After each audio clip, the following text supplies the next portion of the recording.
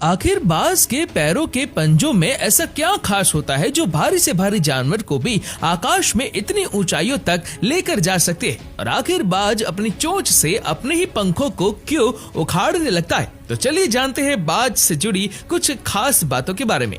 सबसे पहले हम बात करेंगे इनके जीवन चक्र की। इस प्रक्रिया में सबसे पहले नर और मादा का मिलन होता है और इनका ये मिलन कुछ मिनटों का होता है और जैसे ही इनके मिलन की प्रक्रिया पूरी हो जाती है उसके कुछ दिनों बाद ही मादा अंडे देने की अवस्था में आ जाती है, जिसके बाद ये अंडे देना शुरू करती है और जैसे ही ये अंडे दे देती है उसके बाद ये लगभग 40 दिनों तक उसे सेने का काम करती है और 40 दिनों के बाद ये बच्चे अंडों से बाहर आ जाते हैं और इस दौरान मादा बाज के साथ नर बाज भी साथ रहता है और नर बाज मादा और बच्चों की सुरक्षा और खाने का पूरा इंतजाम करता है। लगातार खाना जुटाने की मेहनत करने के इस मुश्किल सफर में नर बाज का वजन मादा की तुलना में 30% कम हो जाता है।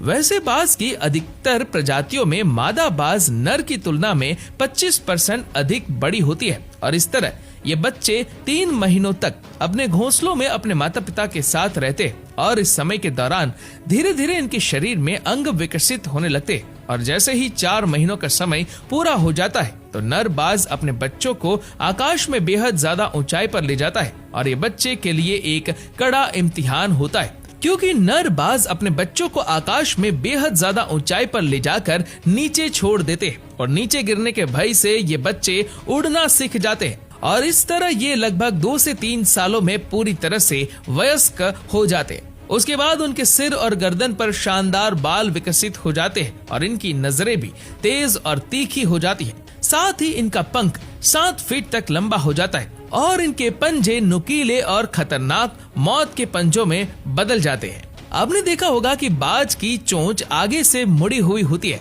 40 साल की आयु तक पहुंचते पहुंचते ये चोंच इतनी अधिक मुड़ चुकी होती है कि बाज इस चोंच से शिकार नहीं कर पाता। साथ ही बीती उम्र के साथ बाज के पंख इतने भारी हो जाते हैं कि बाज को उड़ने में भी बेहद मुश्किल आने लगती है।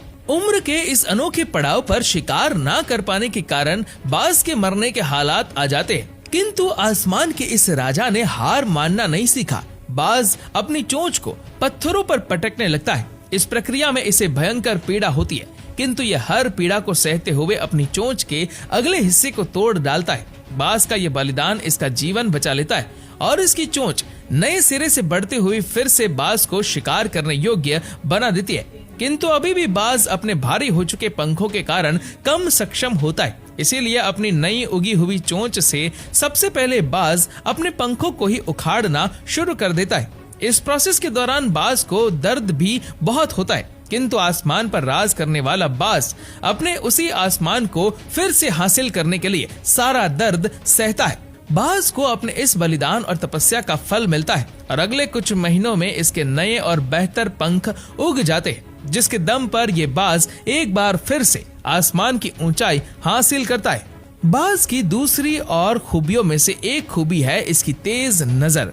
वैसे तो अधिकतर पक्षियों की नजरें बेहद तेज होती है, लेकिन बाज का इस मामले में कोई मुकाबला नहीं कर सकता।